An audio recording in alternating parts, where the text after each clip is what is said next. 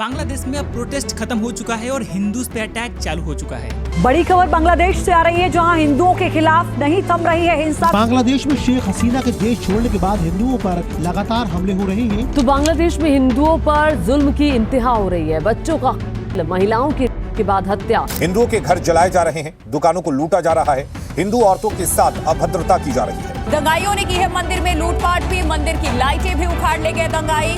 और स्थिति ऐसी हो गई कि बांग्लादेश में हिंदुओं ने एक अलग देश की मांग शुरू कर दी है।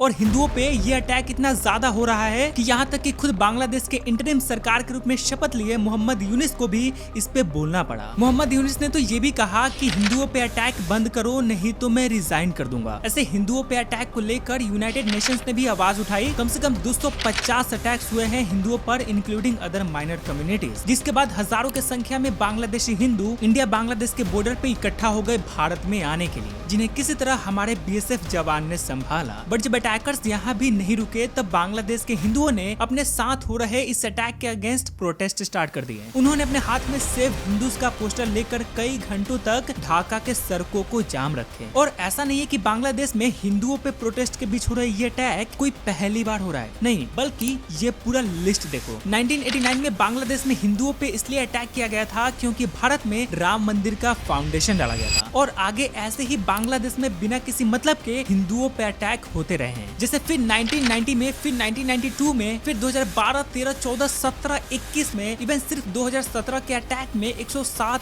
हिंदूज मारे गए थे। और हर बार के अटैक में एक पैटर्न नोटिस किया गया है कि किसी भी तरह से कुछ बांग्लादेशी एक्सट्रीमिस्ट बहाना निकालते हैं और हिंदुओं और माइनर कम्युनिटीज पे अटैक करते हैं। जैसे 2001 में बांग्लादेश के दो बड़े दल BNP और अवामी लीग के सपोर्टर्स के बीच में क्लैश हुए और इसी का फायदा उठाकर इस्लामिस्ट एक्सट्रीमिस्ट ने हिंदुओं और माइनर कम्युनिटीज पे अटैक किए। अगेन 2013 में बांग्लादेश के इंटरनेशनल क्राइम्स ट्रिब्यूनल ने दिलवर हुसैन सैयदी, जो कि एक इस्लामिस्ट एक्सट्रीमिस्ट था, उसको बांग्लादेश के 1970 वॉर में किए गए वॉर क्राइम्स के जुर्म में डेथ सेंटेंस दिया गया। जिसके बाद इसके सपोर्टर्स ने गवर्नमेंट और पुलिस के खिलाफ प्रोटेस्ट किए और उसी के आड़ में हिंदुओं पे अटैक करने लगे। अगेन 2014 में भी 2001 के जैसा ही हुआ और 2021 में तो जानबूझकर एक बांग्लादेशी एक्सट्रीमिस्ट जिसका नाम इकबाल हुसैन था, उसने हिंदुओं के दुर्गा पूजा फेस्टिवल में कुरान की किताब को भगवान के मूर्ति के गोद में रख दिया और इसी का वीडियो बनाकर प्रोपेगेंडा फैलाया गया, जिससे अगेन बांग्लादेशी मुस्लिम एक्सट्रीमिस्ट ने हिंदुओं पे अटैक किया, जिसमें कम से कम 3 हिंदू मारे गए, 150 इंजर्ड हुए, 80 मंदिर तोड़े गए, 200 मंडप तबाह किए गए। और अगेन 2024 में हमें कुछ ऐसा ही देखने मिलता है। स्टूडेंट्स गवर्नमेंट के खिलाफ प्रोटेस्ट करते हैं और इसी के आड़ में हिंदुओं पे अटैक करने लग जाते हैं, बिना ये सोचे समझे कि वो भी बांग्लादेशी ही है और उन्होंने भी इस प्रोटेस्ट में भाग लिया था। और बांग्लादेशी एक्सट्रीमिस्ट द्वारा हिंदुओं पे किए गए अटैक में हमेशा सारी चीजें बिल्कुल सिमिलर होती है। जैसे हिंदू मर्दों को मारा जाता है, उनके दुकान लूटे जाते हैं, उनके घर जलाया जाता है, हिंदूज और अदर माइनॉरिटीज महिलाओं के साथ किया जाता है। दूर दूर से देखने पर ऐसा लगता है कि ये सारे अटैक्स अलग अलग रीजंस के वजह से हुए हैं, बट थोड़ा करीब से देखने पर पता चलता है कि असल में हिंदुओं पर ये सारे अटैक्स कोऑर्डिनेटेड है, जो कुछ खास लोग करवाते हैं और किसी खास मकसद के वजह से करवाते हैं। तो आखिर बांग्लादेश में वो कौन लोग हैं जो हिंदुओं पे ऐसे अटैक करवाते हैं और इनका ऐसे माइनॉरिटीज पे अटैक करवाने का असली वजह क्या है? और क्या बांग्लादेश में नई सरकार बनने के बाद ये अटैक्स रुकेंगे या और बढ़ जाएंगे? जानते हैं सब कुछ इस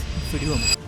बांग्लादेश की एक न्यूज एजेंसी ढाका ट्रिब्यून का ये रिपोर्ट देखिए, जो कह रहा है कि बांग्लादेश में अगले 30 साल में एक भी हिंदू नहीं दिखेंगे। यही सेम बात द हिंदू ने भी कवर किया है और यही सेम बात इंडिया टुडे ने भी रिपोर्ट किया है। और ये बात बिल्कुल सही है क्योंकि 1947 में बांग्लादेश में जो 30% हिंदुओं की पॉपुलेशन थी, वो आज घटकर सिर्फ 9% पे आ गई है। बांग्लादेश में हिंदुओं की स्थिति इतनी खराब है कि ऑन एन एवरेज डेली 632 हिंदुओं को ना चाहते हुए भी अपने मदरलैंड बांग्लादेश को छोड़कर जाना पड़ता है। मतलब आप उन हिंदुओं के दर्द का अंदाजा भी नहीं लगा सकते कि उनको कितना दुख, दर्द, टॉर्चर झेलना पड़ता होगा, जिससे अंत में हार कर ना चाहते हुए भी उनको अपने ही देश को छोड़कर किसी पराये देश में जाना पड़ता है। और ये तो हो गई उन हिंदुओं की बात जो किसी तरह बचकर बाहर निकल जाते हैं, बट उनका क्या जो ऐसा करने में कैपेबल नहीं होते और एक्सट्रीमिस्ट लोगों के बीच में फंस कर रह जाते हैं। और जब ऐसा होता है तब हमें ऐसी न्यूज सुनने मिलती है। Forced conversion is a reality in Bangladesh. 95 Hindus were forcefully converted to Islam in the last 6 months in Bangladesh. But ऐसे हिंदुओं का फर्स्ट कन्वर्जन करवाना, हिंदू मर्दों के साथ अत्याचार करना, हिंदू महिलाओं के साथ करना, ये सब करके आखिर बांग्लादेश के रेडिकल इस्लामिस्ट चाहते क्या है, ये जानने के लिए हमें बांग्लादेश के इतिहास में थोड़ा पीछे जाना पड़ेगा। अगर आपको नहीं पता है तो बता दूं कि भारत के ईस्ट में मौजूद ये बांग्लादेश 1971 से पहले पाकिस्तान का हिस्सा था। वही पाकिस्तान जो 1947 में भारत से अलग हुआ था। और इस तरह वेस्ट पाकिस्तान भारत के इस साइड था और ईस्ट पाकिस्तान भारत के इस साइड। और ऑब्वियसली पार्टीशन के टाइम पर मिलियंस ऑफ हिंदू मुस्लिम यहाँ से वहाँ माइग्रेट किए थे। पर उसके बाद 1965 में भारत पाकिस्तान में इंडो पाक वॉर हो जाती है, जिसके बाद वेस्ट पाकिस्तान जो आज पाकिस्तान है वो एक काफी डिस्क्रिमिनेंट लॉ लाता है हिंदुओं के प्रति। लॉ लाता है कि जितने भी हिंदू वेस्ट और ईस्ट पाकिस्तान छोड़कर गए हैं, चाहे उनके फैमिली का कोई एक भी सदस्य क्यों ना, उनका सारा प्रॉपर्टी जब्त कर लिया जाएगा। इस लॉ को नाम दिया जाता है एनिमी प्रॉपर्टी एक्ट। बट 1971 में क्या होता है कि ईस्ट और वेस्ट पाकिस्तान में वॉर हो जाती है, जिसके बाद ये ईस्ट पाकिस्तान एक न्यू कंट्री बनाता है बांग्लादेश। और बांग्लादेश कंट्री बनने के बाद आप सोच रहे होंगे कि हिंदुओं के प्रति इस डिस्क्रिमिनेंट लॉ को डिसमिस कर दिया गया होगा, तो नहीं, बस इसका नाम चेंज करके वेस्टेड प्रॉपर्टी एक्ट कर दिया गया। बट इसका काम अभी भी वही था, हिंदुओं के जमीन को हड़पना। और सिर्फ इस दो डिस्क्रिमिनेंट लॉ के वजह से बांग्लादेश के 60% हिंदूज लैंडलेस हो गए,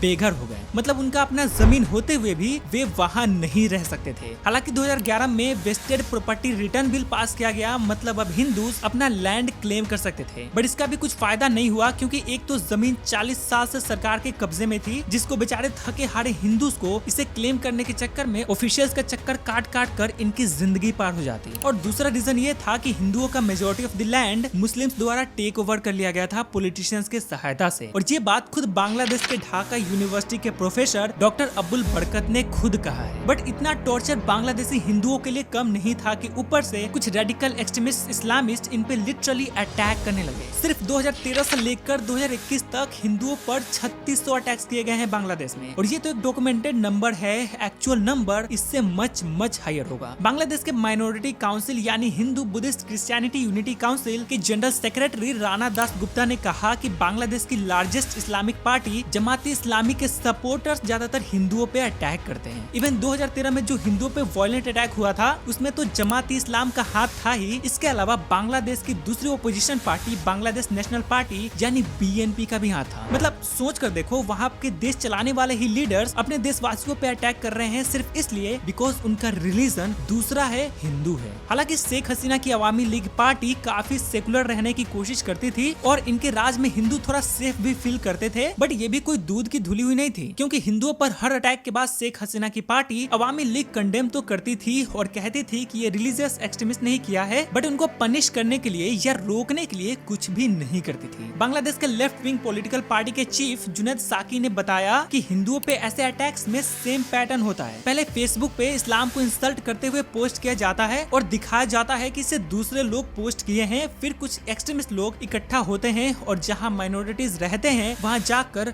अटैक करते हैं। और इतना ही नहीं, बांग्लादेश में करेंटली 9 इस्लामिक टेररिस्ट ग्रुप अभी भी एक्टिव है, जिनका लिस्ट आप देख सकते हो। और हाल ही में हुए बांग्लादेश में प्रोटेस्ट और खास तौर पे हिंदुओं पे अटैक में इन टेररिस्ट ग्रुप का भी हाथ था। और हिंदुओं पे होने वाले हर अटैक में इनका हाथ होता है। शेख हसीना के बेटे ने तो ये भी कहा कि बांग्लादेश में हुई इस अनरेस्ट के कारण में पाकिस्तान के इंटेलिजेंस एजेंसी ISI का भी हाथ है। और ये बात बिल्कुल सही हो सकती है, क्योंकि जब तक शेख हसीना पावर में थी वो रेडिकल लोगों को फेवर नहीं करती थी, टेररिस्ट ग्रुप्स को भी बैन करती थी। और यही चीज पाकिस्तान को पसंद नहीं आता। इसलिए पाकिस्तान चाहता था कि BNP पार्टी पावर में आए, ताकि उनके लिए वहाँ पे हिंदुओं पे अटैक करना और वहाँ पे अपना टेररिस्ट बेस बनाकर हिंदुस्तान पे अटैक करना और आसान हो जाए। 2023 में एक बुक आई थी by the title being Hindu in Bangladesh the untold story, जिसको लिखे थे जर्नलिस्ट दीप हल्दर और अभिषेक विश्वास। इस बुक को लिखने के लिए जब वो ग्राउंड पे जाकर विक्टिम हिंदुओं से बात किए तो उन्हें काफी पेनफुल रिस्पॉन्स सुनने मिला। जैसे 2021 में बांग्लादेश में हुए एंटी हिंदू वायलेंस की एक विक्टिम जिनका नाम मुक्ता साहा था, जब ये दोनों उनसे बात करने गए तो उस लेडी ने कहा कि आप तब कहाँ थे जब हम पे अटैक हो रहा था। तो इन्होंने कंफ्यूज होकर कहा कि